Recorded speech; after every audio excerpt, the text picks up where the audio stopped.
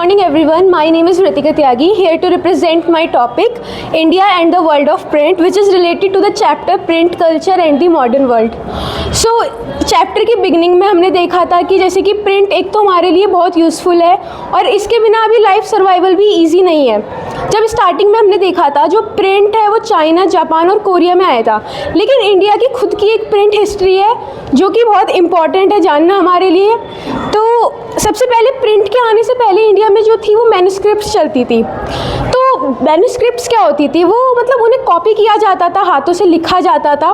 Manuscripts ने जो है ज़्यादा नहीं रही वो, क्योंकि उन्होंने प्रिंट की जगह रिप्लेस नहीं कर पाई, क्योंकि एक तो वो ज़्यादा एक्सपेंसिव होती थी, फ्रेजाइल होती थी। और जो हमारी मैन्युस्क्रिप्ट्स होती थी पहले संस्कृत, अरेबिक और पर्शियन लैंग्वेज में लिखी जाती थी। तो सबसे पहले वो जो है पाम लीव्स पर या फिर हैंडमेड पेपर पे कॉपी की जाती थी और फिर उन्हें वुडन वेव्स के अंदर रखकर या फिर जो उनको सिल दिया जाता था ताकि वो फ्यूचर के लिए प्रिजर्व रहे। अब यहीं पर एक बंगाल का केस हुआ था। इसमें क्या हुआ था, प्री कॉलोनियल पीरियड में जब बंगाल डेवलप्ड हो रहा था तो जो वहाँ स्टूडेंट थे वो क्या बोलते, पढ़ते नहीं थे कि वो बुक्स खोलकर पढ़ते थे, वो सिर्फ लिखते थे। उनकी टीचर उनको डिक्टेट करती थी और ऐसे बहुत सारे जो बच्चे थे वहाँ पर लिटरेट भी बने विदाउट, मतलब वो पढ़ते वढ़ते नहीं थे, सिर्फ लिखने से वो लिटरेट बने थे। अब इंडिया में प्रिंट कैसे आया उसकी बात देखते हैं। तो इंडिया में जो सबसे पहले प्रिंटिंग प्रेस आई थी वो गोवा में आई थी, जो कि पुर्तगीज़ मिशनरीज 16th सेंचुरी में उसे लेकर आए थे। जो जीसस प्रेस थे उन्होंने कोंकणी और कन्नड़ लैंग्वेज लर्न की थी और फिर उसके बाद उन्होंने प्रिंट करी थी सेवरल टेक्स्ट्स को। अब कोंकणी क्या है, कोंकणी एक लैंग्वेज है, बेसिकली इंडो आर्यन लैंग्वेज है जो कि कोंकणी पीपल कोंकणी रीजन में बोलते हैं। कोंकणी रीजन हमारा गोवा और कोस्टल एरिया कर्नाटका को इंक्लूड करता है। 1674 में 50 बुक्स जो थी कोंकणी और कन्नड़ लैंग्वेज की प्रिंट की गई थी और कैथोलिक प्रिस्ट्स ने भी जो है बुक्स प्रिंट की थी। कोचिन में उन्होंने प्रिंट की थी बुक्स, जो कि प्रेजेंटली कोची सिटी है केरला की। ऐसी मलयालम और डच प्रोटेस्टेंट्स ने भी जो थी अपनी बुक्स प्रिंट की थी। इसके बाद जो उस टाइम तक थी इंग्लिश लैंग्वेज प्रेस नहीं आई थी, क्योंकि जो ईस्ट इंडिया कंपनी थी उन्होंने अपनी प्रेस इंपोर्ट करनी शुरू की थी लेट 17th सेंचुरी से। अब यहाँ एक टॉपिक आता है बंगाल गज़ेट का। तो बंगाल गज़ेट जो कि एक वीकली मैगजीन थी जिसे गंगाधर भट्टाचार्य जो कि इंडियन प्रिंटर और एडिटर थे, जिनकी जो निधन हुआ था 1831 में हुआ था, उन्होंने वो प्रिंट की थी। लेकिन जो उसको एडिट किया था वो किया था जेम्स अगस्टन हिकी ने, जिनको फादर ऑफ न्यूज़पेपर भी कहा जाता है। तो इस बंगाल गज़ेट का जो इम्पॉर्टेंट एक लाइन रही थी वो ये रही थी कि जो एक कमर्शियल पेपर है वो ओपन है सबके लिए, लेकिन इन्फ्लुएंस किसी को नहीं करता है। अब देखते हैं religious reforms and public debates. तो जब भी हमारी सोसाइटी में कुछ नए चेंजेस होते हैं तो हमेशा कोई ना कोई दो ग्रुप अपोजिशन में खड़े रहते हैं। तो हमेशा यहाँ पर जब भी कोई सोसाइटी में नया चेंज आता है तो वहाँ पर भी ऐसा था, रिलीजियस रिफॉर्मर्स ने अलग ग्रुप बना रखे थे और सोशल रिफॉर्मर्स ने भी अलग ग्रुप बना रखे थे और इनके बीच एक इंटेंस कंट्रोवर्सी चल रही थी उस टाइम। जो रिलीजियस रिफॉर्मर्स में हिंदू ऑर्थोडॉक्स थे उनका जो हमेशा टॉपिक रहता था वो विडो इमोलेशन, जो विधवा हो गई थी उनके बारे में रहता था, और जो ब्रह्मिकल प्रिस्टहुड में जो बातें चलती थी उनके बारे में रहता था। अब जो राजा राम मोहन रॉय थे उन्होंने पब्लिश की थी सांबद कामुडी, बेसिकली एक न्यूज़पेपर था, 1821 में उन्होंने पब्लिश किया था, और एक कमीशन बनाई थी समाचार चंद्रिका। अब समाचार चंद्रिका का वैसे तो उन्होंने बहुत सारे काम किए थे, लेकिन ये कैंपेन जो सबसे इम्पॉर्टेंट था उन्होंने किया था सती प्रथा, जिसे हम सती इमोलेशन भी कहते हैं, उस पर बैन लगाया था।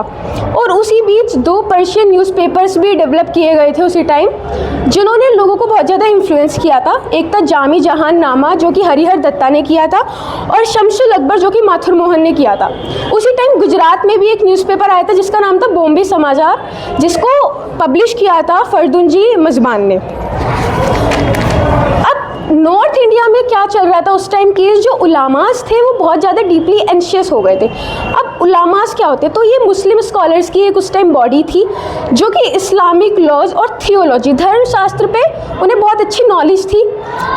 तो वो बहुत ज़्यादा डिप्रेस्ड हो गए थे क्योंकि जो मुस्लिम डायनेस्टी थी उस टाइम उनका वहाँ कोलैप्स हो रहा था। उसी बीच एक देवबंद सेमिनरी फॉर्म होती है 1867 में, जिसमें 1000 ऑफ फातवास को लाया जाता है। अब फातवास क्या थे, ये भी मुस्लिम और इस्लामिक लोगों की एक बॉडी थी जो कि क्लैरिफाई करती थी लोगों के इश्यूज़ को। उसी बीच रामचरितमानस जो कि तुलसीदास जी ने लिखा है, उसका फर्स्ट एडिशन आया था कलकत्ता से 1810 में। अब प्रेस लगाई जा रही थी, तो जो उस टाइम दो इम्पॉर्टेंट मेजर प्रेस रही थी वो थी नवल किशोर प्रेस लखनऊ में और श्री वेंकटेश्वर प्रेस जो कि बॉम्बे में थी। अब जो हमारे टारगेट रहे, प्रिंट कल्चर में लोगों को बहुत सारा इफेक्ट हुआ और बहुत सारे लोग इन्फ्लुएंस हुए, लेकिन जो प्रिंट कल्चर का जो मेन टारगेट बनी वो थी वुमेन्स। अब वुमेन्स में एक पॉजिटिव इम्पैक्ट भी था, एक नेगेटिव भी था। पॉजिटिव इम्पैक्ट जो था वो हाईली एजुकेटेड वुमेन्स पे था। जो हाईली एजुकेटेड वुमेन थी बेसिकली उन्होंने अपनी बायोग्राफीज़, ऑटोबायोग्राफीज़ लिखी थी, लेकिन जो पुअर या फिर जो अनएजुकेटेड वुमेन्स थी उनको क्या हुआ, वो बहुत ज़्यादा टारगेट रही। हिंदुओं में माना जाता था कि अगर लड़की ज़्यादा पढ़ लेगी, वो लिटरेट हो जाएगी तो वो विधवा जल्दी हो जाएगी, और मुस्लिम में माना जाता था कि अगर लड़कियों को हम पढ़ाएंगे तो वो करप्शन लीड करेगा। तो उसी के चलते चलते बहुत सारी वुमेन्स थी जिन्होंने आवाज़ उठाई और अपनी चीज़ें लिखी।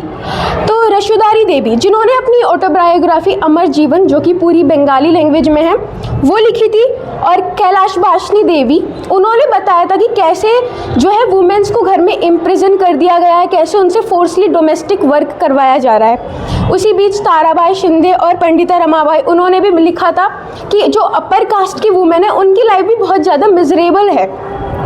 अब जो हिंदी प्रिंटिंग प्रेस थी, उससे पहले हमारी पूरी इंग्लिश प्रिंटिंग प्रेस का काम चल रहा था। हिंदी प्रिंटिंग प्रेस 1817 में आई थी, और इसी बीच जो था रामचड्ढा प्रसाद नाम के एक इंसान थे जिन्होंने स्त्री धर्म विचार पर एक बुक लिखी थी। तो हमारे ये पूरी इसके बाद पता चलता है कि कहीं ना कहीं प्रिंट कल्चर के हमारे डेली लाइफ में और आज भी और उस टाइम भी एडवांटेज बहुत सारे रहे थे।